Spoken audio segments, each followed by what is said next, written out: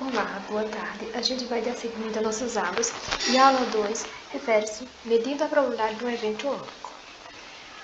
O objetivo dessa aula é aprendermos alguns conceitos relacionados à probabilidade, por exemplo, experimento, evento, resultado e assim por diante. E também aprendermos a estimar a probabilidade usando um exemplo ecológico.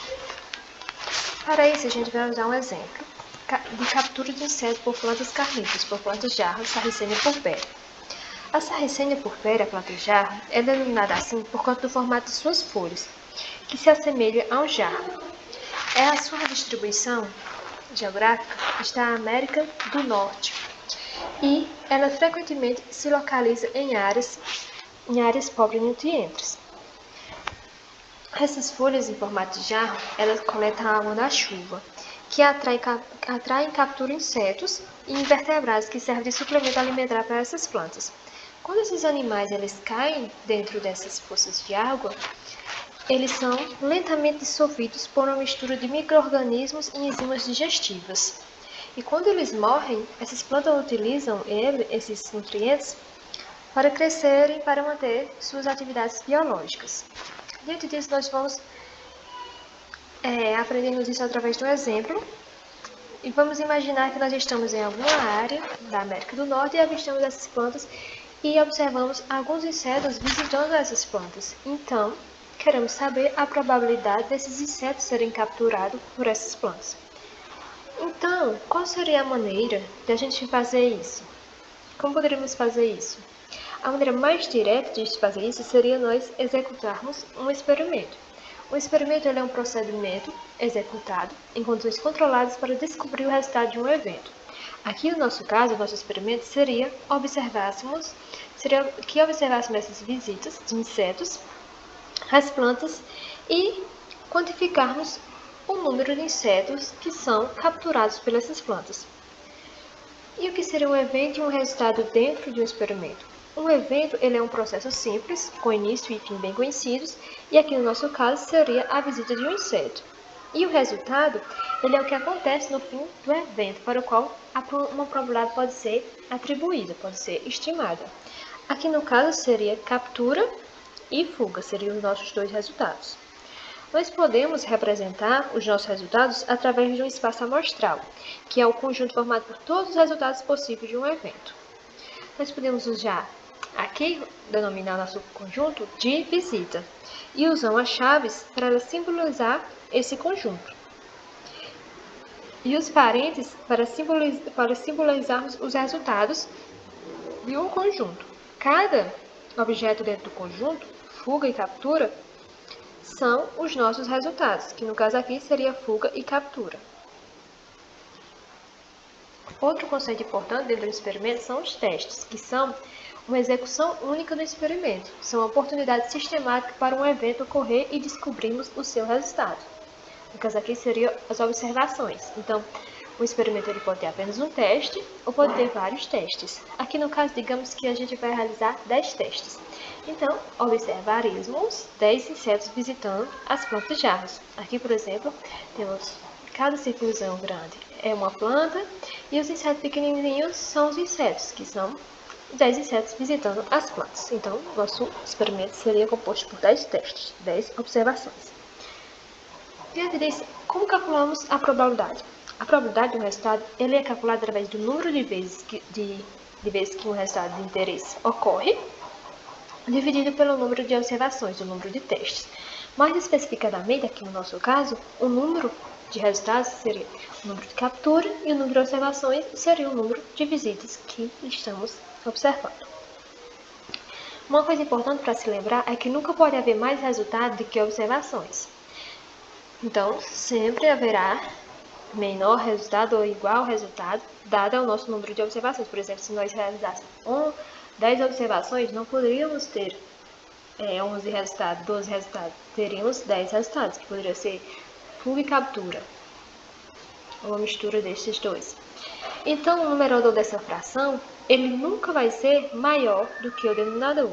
Sendo assim, a probabilidade ela sempre vai estar entre 0 e 1. Ela sempre vai ser maior ou igual a 0 ou menor ou igual a 1.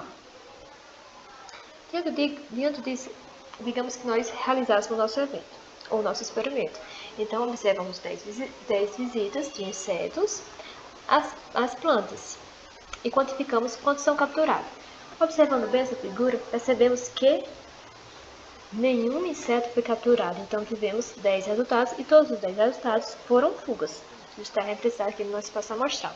Então, como calcularíamos nossa probabilidade? Calculando nossa probabilidade, seria o número de capturas, que foram 0, dividido pelo número de visitas, que no caso foram 10.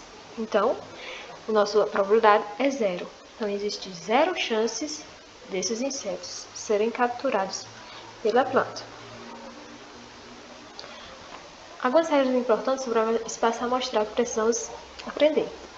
A primeira é que os eventos eles são mutuamente exclusivos, eles não podem ocorrer ao mesmo tempo. Então, se você tem um espaço amostral, os eventos dentro do seu espaço amostral eles não podem ocorrer ao mesmo tempo.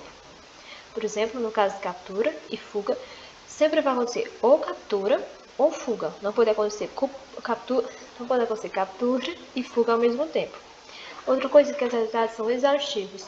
Dentro do espaço amostral, ele deve incluir todos os resultados possíveis do experimento. Não podemos ter, por exemplo, uma metade do inseto ficou capturada e outra metade do inseto ficou sem ser capturada, fugiu. Não pode ter, ou ele foi capturado ou ele fugiu. São exaustivos. Não pode existir outros resultados quando consideramos um espaço amostral único. Diante disso, a gente tem o primeiro axioma de probabilidade, que é a soma de todas as probabilidades de resultado dentro de um único espaço amostral vai ser igual a 1. Isso pode ser representado nessa figura. Isso vai ser representado nesta figura, matematicamente, por essa formulazinha, em que esse W deitado é o sigma e diz que a gente pode somar todos os elementos dentro desse espaço amostral. E N é o número de elementos dentro desse espaço amostral. Por exemplo, no nosso primeiro caso, nosso primeiro experimento, tivemos que a probabilidade de captura é igual a 0. Então, nos perguntamos qual seria a probabilidade de fuga. Para sabermos a probabilidade de fuga, nós temos que calcular a quantidade de fuga, que foi 10, dividido pela quantidade de observações, que foi 1. Se a gente somar 0 mais 1, que são nossas probabilidades, percebemos que a soma de todos os resultados, de todas as probabilidades de resultados, dentro do único espaço amostral, foi realmente 1. Então, nós cumprimos com o primeiro axioma de probabilidade, que toda a soma de todas as probabilidades de resultados dentro de um único espaço amostral, que é captura e fuga, é igual a 1, dentro de nossos 10 testes. Então, a partir disso, nós se perguntamos por que então, se a planta consegue capturar insetos, por que durante nossas 10 visitas nós não conseguimos perceber nenhuma captura? Será que a probabilidade de 0 é razoável? O nosso experimento foi conduzido em um dia particularmente bom para os insetos, um dia que os insetos tiveram sorte e nenhum foi capturado? Ou foi um dia ruim para as plantas, em que as plantas não tiveram sorte e não captaram nenhum inseto? Sempre haverá essa variabilidade nesses tipos de testes, nesses tipos de números. Alguns dias nenhuma presa vai ser capturada, outros dias várias presas vão ser capturadas. Poderíamos determinar a verdadeira probabilidade de captura precisamente se pudéssemos observar cada inseto visitando uma planta e a qualquer hora do dia e qualquer hora da noite, todos os dias do ano. Cada vez que houver uma visita, determinaríamos se o resultado foi captura e, portanto, atualizaríamos nossas estimativas de probabilidade de captura. Nós já sabemos que a vida é muito curta para fazer isso, nós não poderemos ficar o tempo todo observando essas visitas de insetos. Então, como é que a gente poderia estimar a probabilidade de captura sem monitorar constantemente a planta?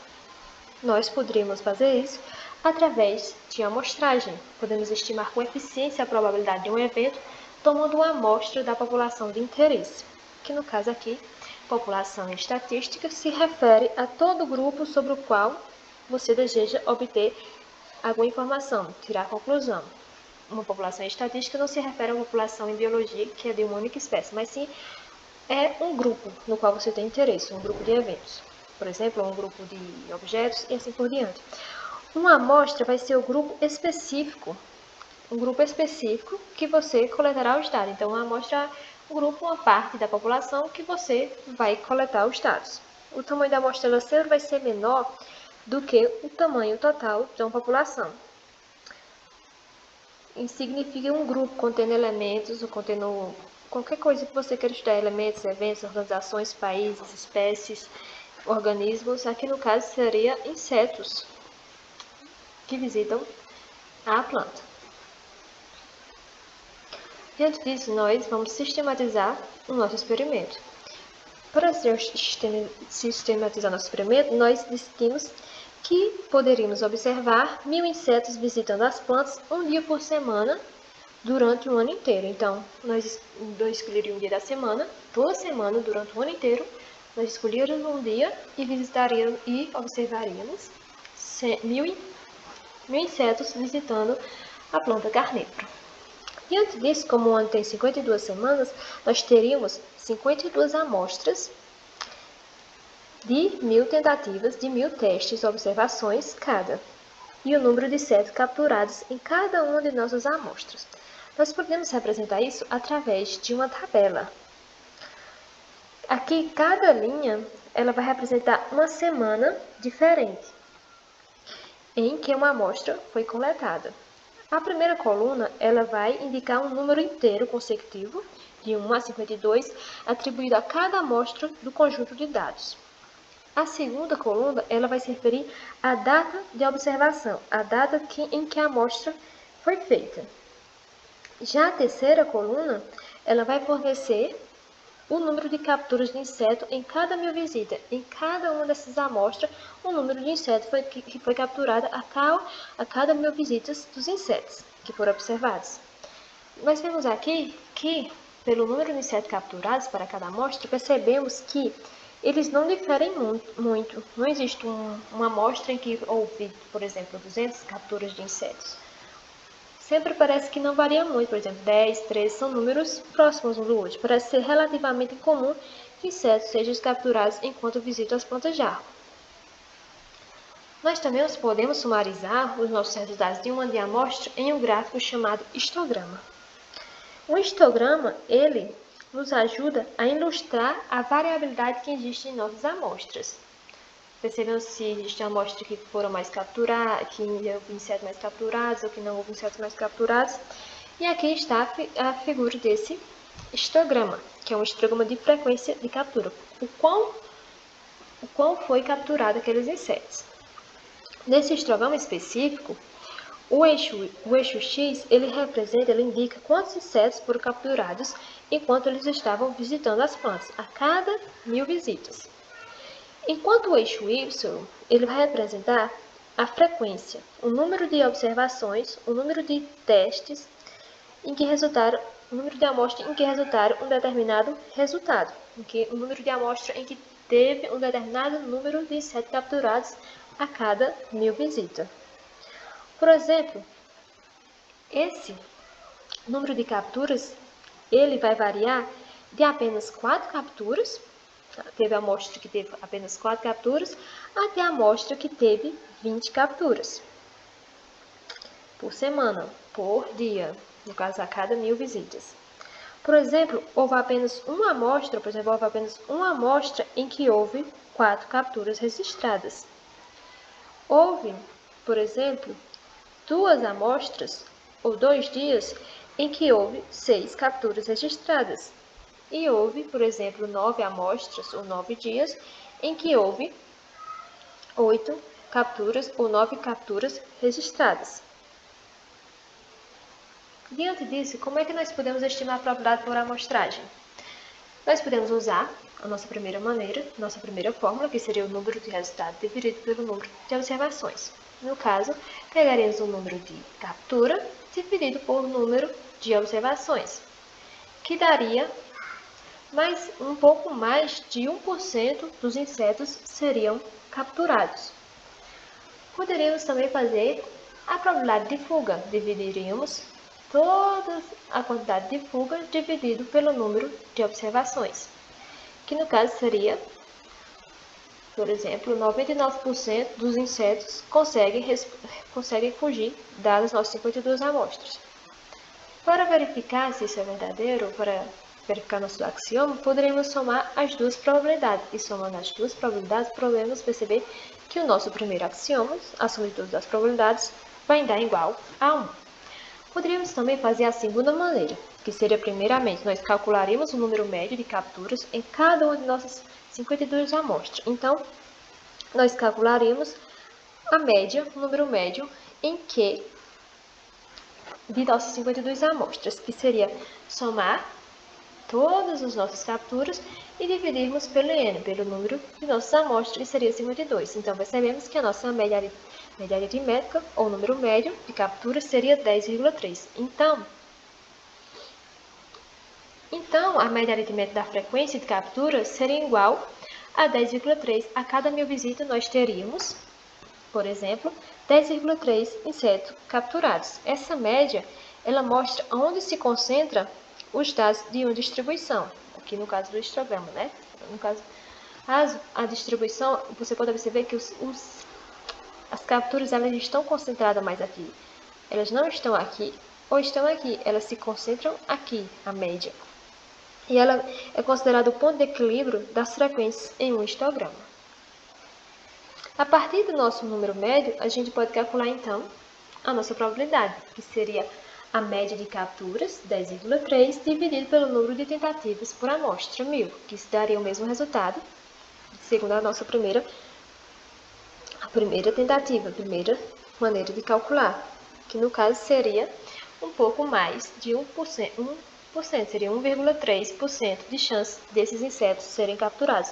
Veja que aqui a nossa probabilidade ela diferiu da primeira vez do nosso experimento. O nosso primeiro experimento que foi apenas 10 observações. Então, nós aumentamos as chances, aumentamos as nossas certezas. Então, essa probabilidade agora parece razoável, porque nós fizemos muitas observações. Então, este exemplo ilustra que qualquer estimativa ou medida de probabilidade vai depender de como nós definimos o nosso espaço amostral, os tipos de observações que vamos realizar, as quantidades de observações que vamos realizar, o conjunto de todos os resultados possíveis que usamos para comparação.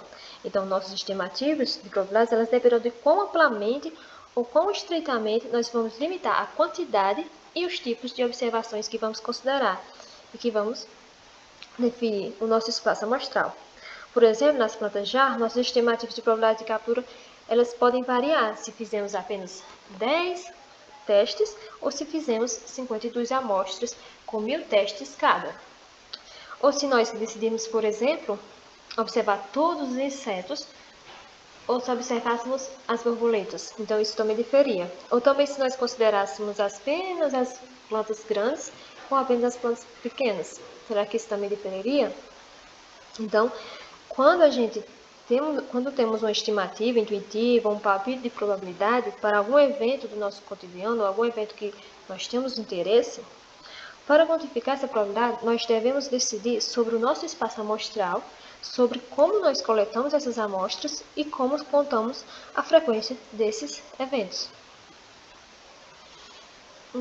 Aqui eu trouxe um artigo publicado recentemente na Ecology, que fala que demonstra que essas plantas jarras, elas não apenas não capturam insetos ou invertebrados. Pela primeira vez, eles observaram que essas plantas jarras também, eles capturam vertebrados, eles capturam filhotes de salamandra e utilizam para sua nutrição. Isso foi inédito, foi a primeira vez que foi observado, e foi observado na América do Norte. Então, se você quiser mais detalhes sobre o artigo, você pode acessar o DOI dele, o link, e observar como é interessante isso. E por hoje é só. Até mais.